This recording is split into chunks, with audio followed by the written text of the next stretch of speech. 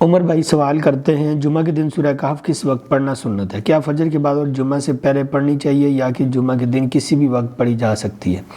اور کیا جمعہ کے دن سورہ آل عمران پڑھنا سنت ہے؟ اگر پڑھنی چاہیے تو کس وقت؟ دیکھیے جی، جن احادیث میں سورہ کہف پڑھنے کی فضیلت بیان ہوئی ہے، جیسا کہ سنن دارمی میں ہے اور کتب احادیث میں ہے،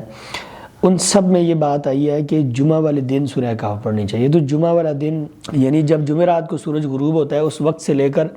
پھر جب تک ہفتے والا دن نہیں آ جاتا، یعنی جمعہ والے دن عصر کے بعد تک آپ سورہ کہف پڑھ سکتے ہیں۔ یہ 24 گھنٹے ہیں، ان میں آپ رات کو پڑھیں تو بھی جائز ہے، اگر آپ جمعہ والے دن صبح فجر کے بعد پڑھیں تو بھی جائز ہے، اور اگر آپ جمعہ کی نماز کے فوراً بعد پڑھیں تو بھی جائز ہے، اگر آپ جمعہ والے دن عصر کی نماز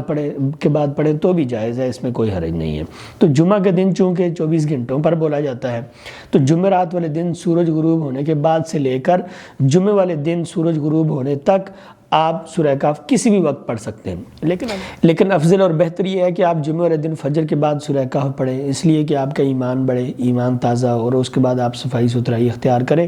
اور پھر آپ مسجد میں جمعہ کے لیے تشریف لے جائیں۔ رہا یہ مسئلہ کہ جمعہ والے دن سورہ آل عمران پڑھنے کی کوئی فضیلت ہے،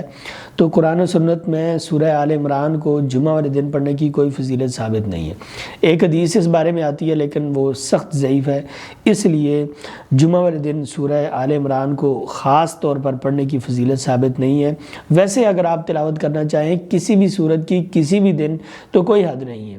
کوئی اس میں آپ کی تخصیص نہیں ہے، جب آپ کا دل کرے کسی بھی دن آپ کوئی بھی سورت وہ پڑھ سکتے ہیں۔